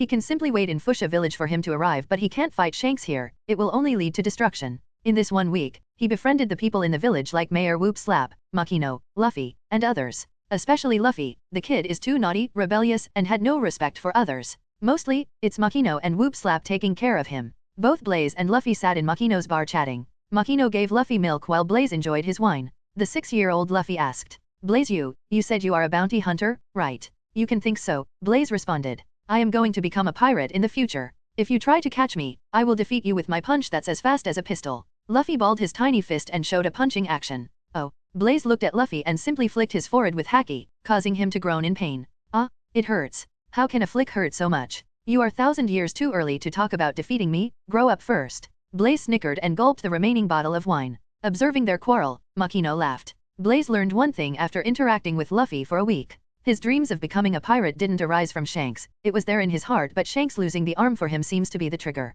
At that moment, Blaze's Den Mushi suddenly rang, disrupting his thoughts. He noticed the call is from Regis. Picking it up, he heard the latter's voice. Blaze-san, it's the pirate ship you wanted me to watch out for. Their Jolly Roger is the same as what you described, skull with a pair of crossed swords behind it and scarred left eye socket. I can also see the red-haired Shanks in the deck along with his other members. Without a doubt, they are the infamous red-haired pirates. Regis reported. Where are you right now? Blaze asked, rising to his feet. 10 kilometers to the north of Fuchsia village. I am coming, don't engage them, Blaze said and ended the call. On the other side, Regis smiled bitterly. I won't dare to attack them. He knew very well about the red-haired pirates, even though they are mostly low-key, there are times their names also resound throughout the world. At the same time, red-haired pirates also noticed the marine ship in the distance. Boss, should I take care of them? Lucky Roo asked, biting a large chunk of meat. Leave them. They are just ordinary marines, they pose no threat to us. Besides, they aren't even attacking us after seeing the pirate flag. Shanks responded, waving his hands. It seems like someone on the ship recognizes our Jolly Roger. Ben Beckman spoke, inhaling his cigarette. Ha ha ha, our name reached even to the East Blue, the peaceful of the four seas. Yasop laughed. Fuchsia village. I will see you later. Saying this, Blaze's body flickered as he utilized his Soro. The next moment, his figure disappeared and reappeared outside of Makino's bar. Makino and Luffy couldn't even react before Blaze disappeared again. Luffy's eye shone awed by Blaze's speed. Oh, so cool? Makino, did you see? Blaze just vanished. Yes. Blaze zoomed through the air towards the location with incredible speed. He was excited just thinking of meeting Shanks while his fighting intent soared to the sky. The Shanks of now shouldn't be as strong as he was when he becomes an emperor. He only becomes a Yonko around 1518. Right now, his strength should be between the level of Yonko commander and admiral. It may also be the reason why he decided to take a break and made East Blue his base for over a year. He needs time to train and improve his haki level. But, all of these are just Blaze's guess. Shanks and Dracula Mihawk duels were said to echo through the whole Grand Line, even before he came to East Blue. Meaning, he was already very strong. How strong is Shanks now really? Blaze doesn't know. He can only tell after fighting him personally. It didn't take long for Blaze to cover the 10 kilometers distance. In a matter of seconds he arrived at the location. As soon as he spotted the red-haired pirate ship, his haki burst out. On the ship, Shanks's crew immediately went into full alert sensing the powerful haki. Shanks stepped in front of his crew and waved his hand. You guys, get back. He's strong. Shanks looked the same as he was shown during the start of the series, tall as Blaze, standing close to 2 meters, with distinct red hair, tan complexion, and a secondary trademark, scar mark over his left eye. He wore Roger's straw hat and decked in a simple white shirt and blue shorts while his orange waist sash held a green hilt saber. Sensing Blaze's fighting spirit and haki, his hands rested on the tilt of his sword, ready to unsheath at any moment. Shanks. Blaze's eyes shone. Torrents of air gusted out in every direction as Blaze's conqueror's haki exploded. It was like his willpower triggers with his fighting spirit. A new discovery? It can be used to control his conqueror's haki. Blaze didn't waste his time trying to strike a conversation, he simply clenched his fist and punched. It was a sheer punch made of physical strength and nothing more. But it had to be noted Blaze's constitution broke past the 50-bar limit. So, his punch caused the air around him to shatter and boomed towards the red-haired pirate ship. Shanks unsheathed his sword and slashed at the incoming attack. His blade shot a half-moon-shaped arc made of sharp wind current. Boom. At the moment both the forces collided, the space around them began to tremble while the sea below them parted by the sheer force of the impact. The attacks did not immediately dissipate as both their conqueror's haki took charge and clashed in midair, trying to win over the other. The Clash of Kings. The resulting force altered the shape of the surrounding area as visible cracks appeared in the air. Blaze's willpower took the form of golden sparks while Shanks' haki looked fiery red. Regis and Rosinante, observing the fight from a fair distance, were pushed back while other marine soldiers on board were completely knocked unconscious. On Shanks' side, his crew was able to hold the ground unaffected by the willpower as if they experienced the House Hoku haki countless times before.